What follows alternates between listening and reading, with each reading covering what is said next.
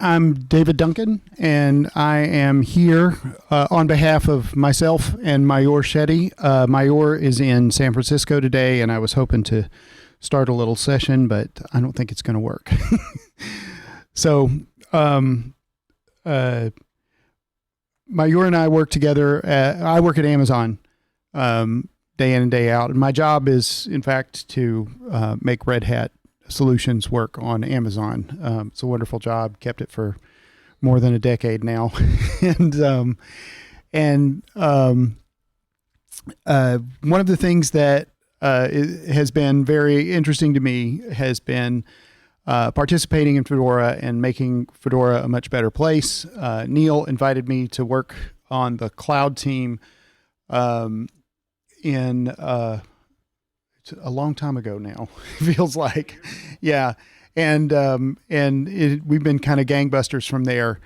Then of course AI happened. We all got completely involved, consumed in the bubble that we all know of as artificial intelligence. And at the same time, immutable images were a very exciting part of the world. So as image mode has become more and more real, it's been very interesting to me to see how that would function and be a part of the cloud experience.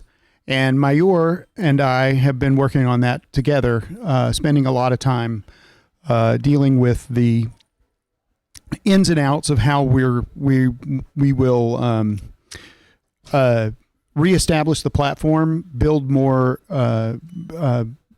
structure around the image mode methodologies for users, and just generally determine how that works. Now, I spent a lot of time with Neil Gampa, who is sitting right over there, trying to figure out how we can make it work upstream. So I'm sure you all know what a bootable container is today. It's very exciting for me to talk about it. It's interesting. It's an interesting world that we live in, that the OCI specification has become sort of a standard for how we deliver an image, that we have come up with many permutations for how we determine a raw disk. And yet now we're right back to tar. So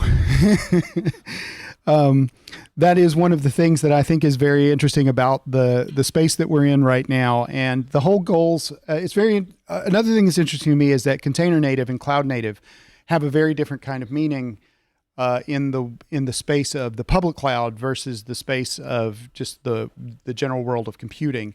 And so I hear quite a bit around container native, cloud native experiences that don't necessarily fall into a place where I can gel that functionality with the infrastructure as code requirements of something like the public cloud. So figuring out ways to create the best practices has been a really important part of the discussions that Mayur and I have had for just generally for many years.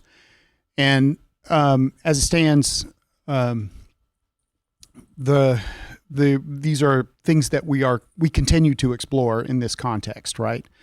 So stuffing a small kernel into an image seems like something that would be super easy, but it's not how we're set up. So there is no real effective process that is identified as native to the public clouds that identifies as sort of a bootable container.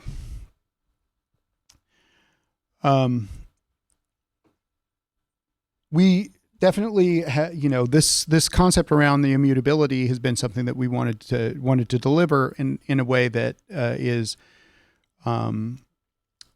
that encourages using the functionality of the bootable container to effectively destroy workloads.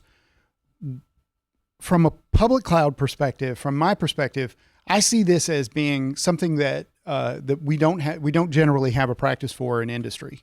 So I spend a lot of time talking to customers who are very focused on how it is that they're going to develop the structure of their AI practices the same way that they're doing that on SAP today, right? So they're asking big questions like, well, how am I going to make this run for 30 years? And the answer to that is you're not. Please don't, right?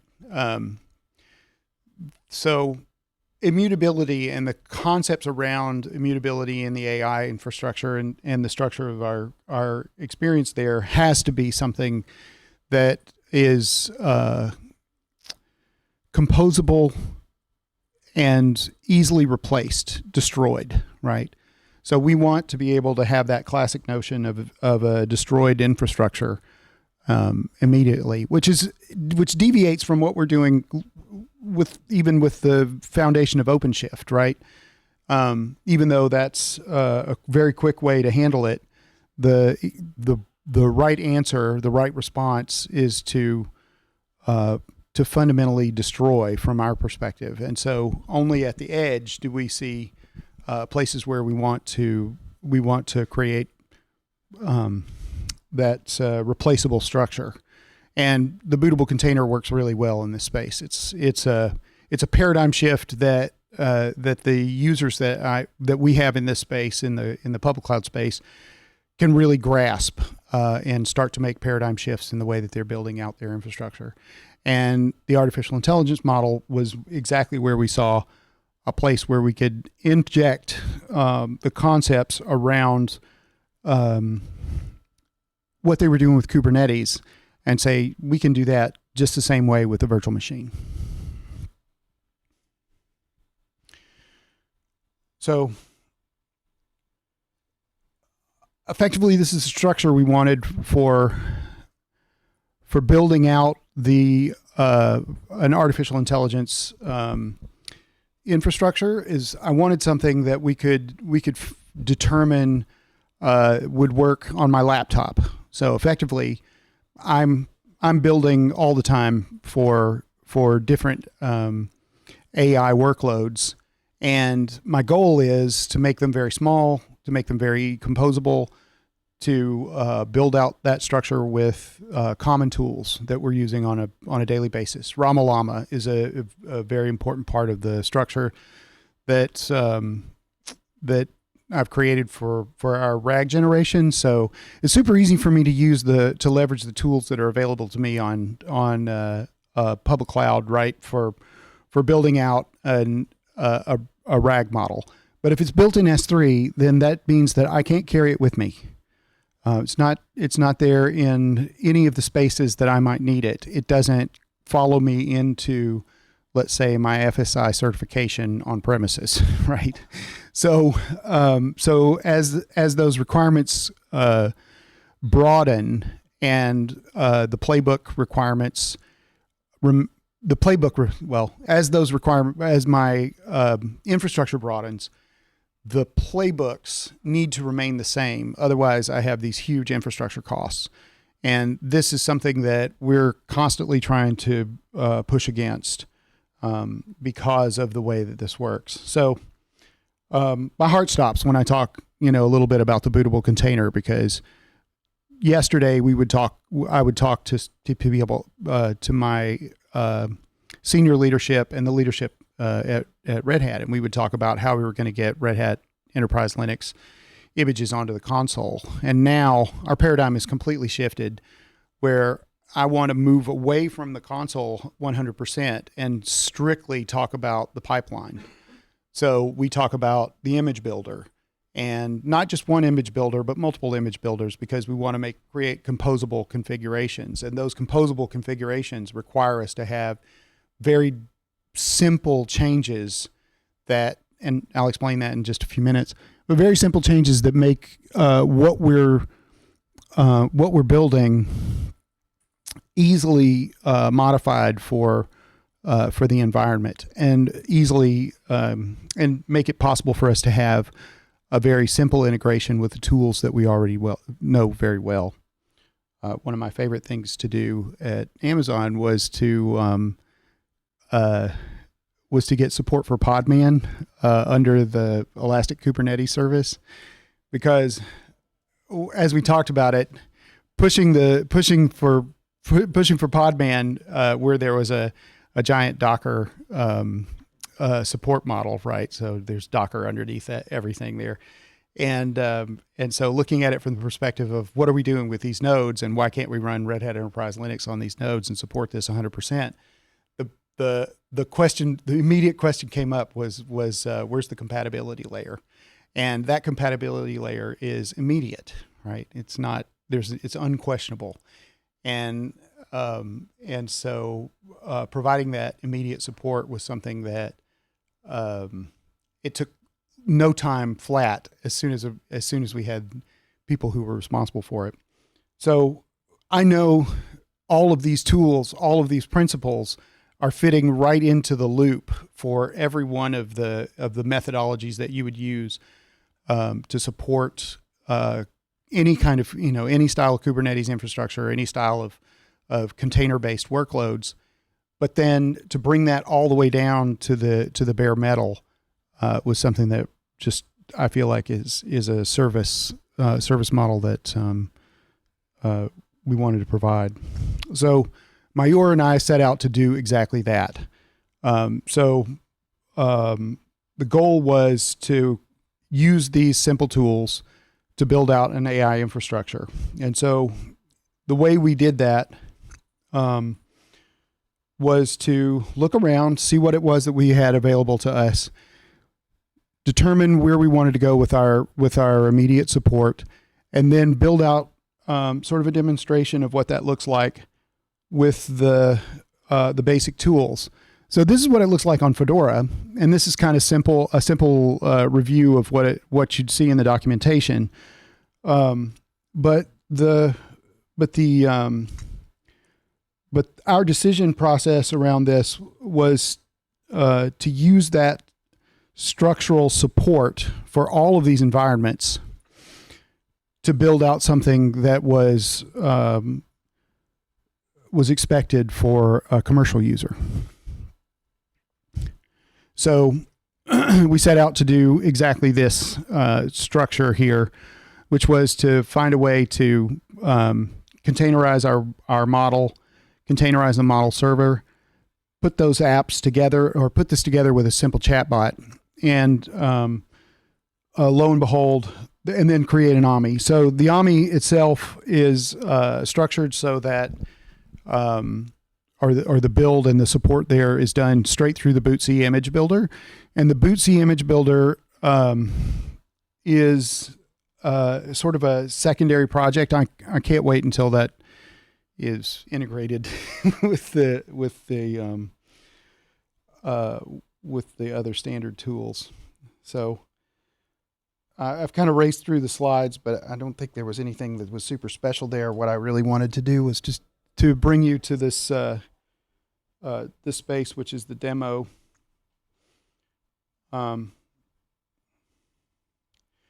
we started with the AI lab recipes, and Mayur being a solutions architect at Red Hat, this is a space that we wanted to know if we could use this immediately, right? So we want to know how our demonstrations are going to work when we're doing this live. Turns out super easy.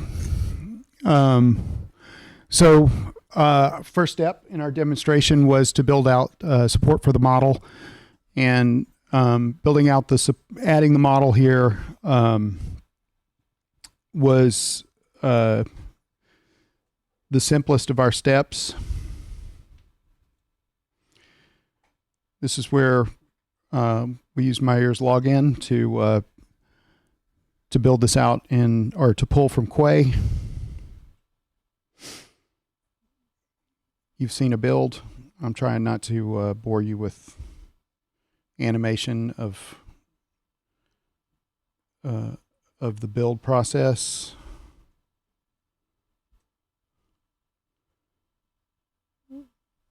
But in no time flat, we pulled together a structural build of the model, and still in the middle.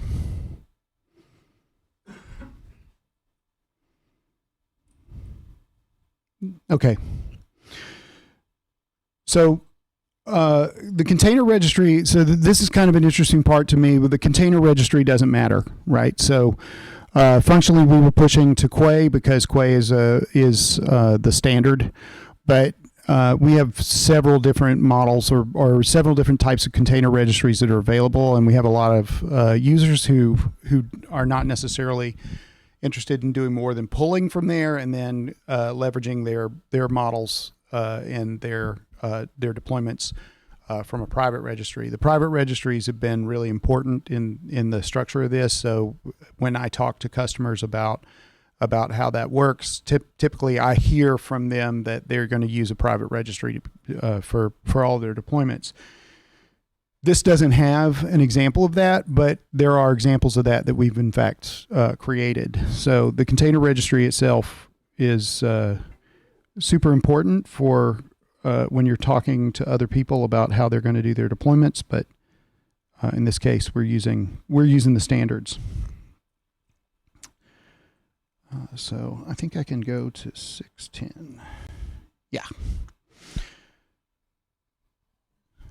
So this is two OCI containers, right? So we have the model, we have the with the training, and then we have the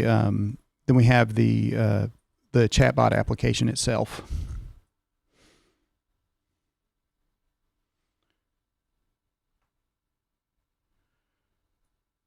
So you can see here in this section where it's in fact establishing the pod in the quadlet, and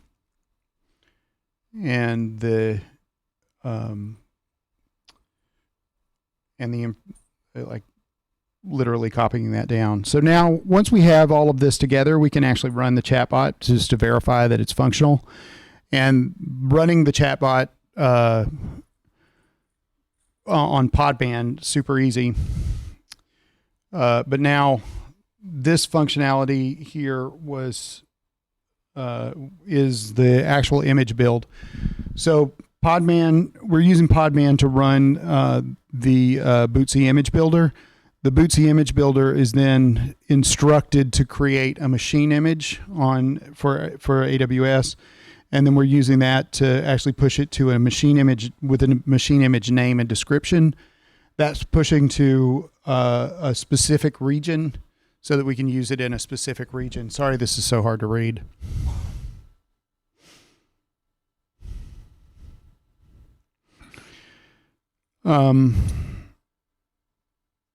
Yeah, so pushing up. So this, I don't think this goes farther up the page, but so here we have a raw disk image. The raw disk is the easiest way, in my opinion, to push an image onto AWS in the first place.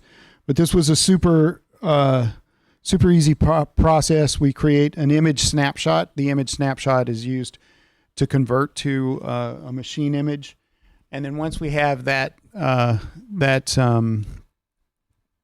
all created, we get back to a console view. And so now you can see our S3 object. And the S3 object itself is, oh, I did that to myself.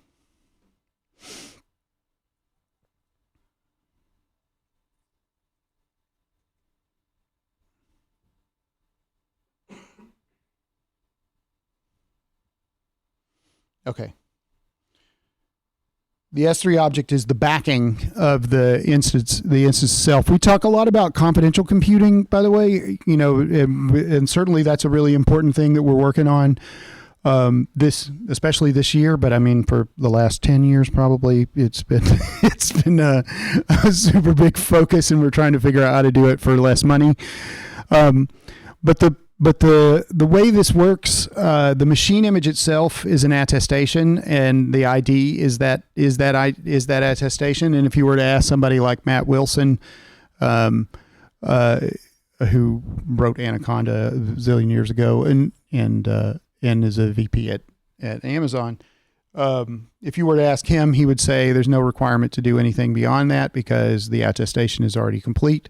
The hash is completed, and the same thing with the S3 object that backs the snapshot itself. And I think that there's a lot of statement about that in most public clouds, that there's a strong identifier that they have that is impossible to move. So if in fact the material set that you think is yours and identifies as yours is different,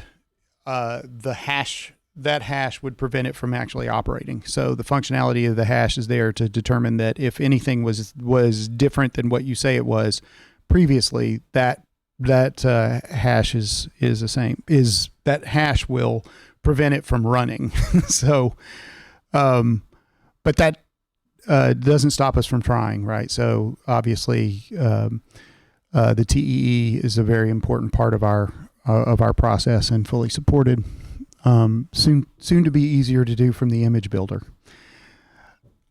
So ultimately, we have this chatbot that runs that makes it possible for us to go through and ask it questions and verify that it's doing what it is that we want to do. And the chatbot itself was just a decision that we made arbitrarily. My personal projects tend to be wrapped in Ramalama, and I spend a lot of time working on building out multi-agent configurations, and so I throw away these things daily, right? By the way, it's a terrible idea to try and build your own investment committee with multi-agent AI. It's really expensive and it gives you terrible advice. But the way I do that is I create a deployment instance because it is so difficult to have a clean environment without just building out a bunch of virtual machines yourself or having a lot of hardware that actually runs that. So I make a singular decision in the way that I handle this and I put down here the exactly where to go to see how this works. It's super simple. It's all bash, so everybody can read it. And creating an isolated instance is a huge part of the process for me. And one of the things that is also very important is isolating the environment that I'm working in. So all these builds are being done actually on an EC2 instance. They're not happening they don't have to happen on your laptop. They can happen somewhere where you can get 750 free hours of service. And so we use a Fedora cloud base as the foundation for all the image building, and that means that I've got access to all the tools that I want. They're all they're all functional. They're all at the latest level. This allows me to create a dedicated network. So I can create a singular virtual private network that is then accessible only for that one instance, with a small subnet that allows for access from a single internet gateway from a single IP. That IP is discovered using what's my IP address.com kind of thing. Major.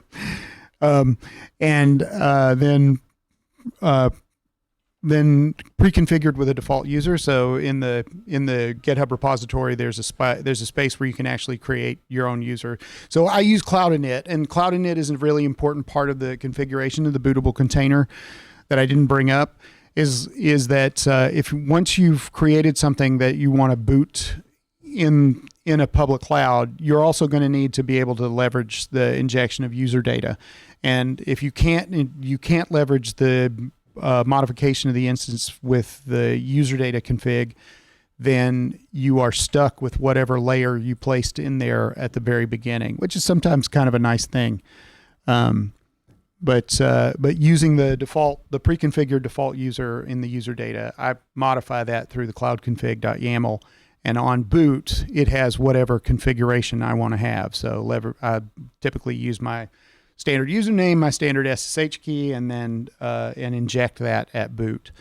That makes it super easy to make it versatile for anybody who's using it.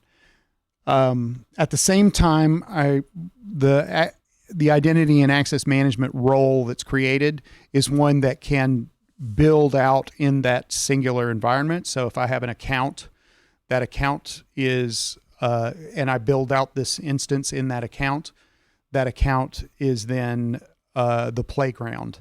So I can deploy anything in that account that I want to from that instance.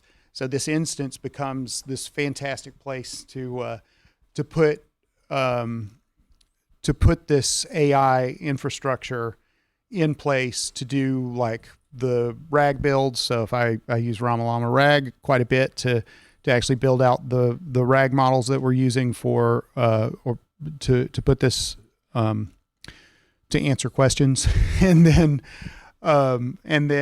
the build out of the containers all happens right there on the instances, and I can do that on a fairly small instance type, which means that it doesn't cost me much money to do the builds. A lot of times it can just be pennies, but then I have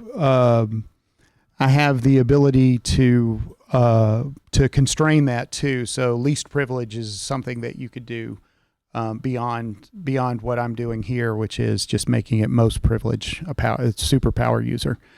The SSM access I use for SSH-less access. That way you can use Ansible works with that. So if you're using an Ansible configuration to do the deployments or to make modifications, policy-based modifications to the instances themselves, this is a great way to take advantage of that. And then the profile support means that I can use whatever sets of credentials that I already have on my laptop to do the deployment. So this deployment just happens in whatever, like I have 15 different accounts that I could do this in. And the profile support means that I don't have to have an AWS, like I don't have to have a key or identity or like reaffirm my identity to the AWS SSO every time. I use this in the background to actually generate that support from the profile. So that is the part of the this AI generation across the cloud that makes this super easy. I mean, I could do this again. I can do this from my laptop. I can do it from any other, from any other server. But the whole goal here was to say, we have these AI workloads that we're all building, right? Like I'm 100% sure that everybody in here is trying to figure out a way to make the MCP insert your name here, right? And so in order to do that, you need an environment that's going to support that development and testing. And this is the best way that I've figured out to create a throwaway environment that is 100% clean, 100% available to me, and doesn't require me to have all of the things that are necessary. So I'll take any questions you have. Yes. For the AMI in particular that deploys the AI model, what's your update strategy? Is it a tear it down completely? Tear it down completely. Okay. Yeah, destroy it. So I don't think there's a good reason to just maintain that environment, because you want to rebuild almost every time. And the same thing here is that I'm starting with a fresh Fedora image on the build environment as well. So start with base and then build up from the container file. Your containers are going to be consistent, right? So you've got all those blobs in place that you're just kind of fast forwarding over that deployment. Follow up: are you in your own professional life talking to customers and whatnot who may be considering image mode? Do they talk about the size of like update payloads, things like that? Like, are they concerned with doing an update? I do. I complain about it all the time. So one of the things that that gets me is that the model builds. So having an S3 snapshot of a model is way faster than trying to pull it down from Quay. So if I have an S3 snapshot, I can attach that S3, or I can create a volume from that S3 snapshot and then attach it to the instance. That attached volume, I can then train on that model and create a new snapshot, throw away the old snapshot. Then that becomes a much faster kind of rotation around that. So if you want to talk about best practices, I would argue, and have argued on many occasions internally and externally, that the best way to do that is to leverage the concept of a public data set. That we should have public data sets that include the models, and that those should be something that we can copy into our own environments. Because I can tell you right now that there are many times that I've created a machine image, looked at it and said, that's not going to fit this model, and then torn it right down.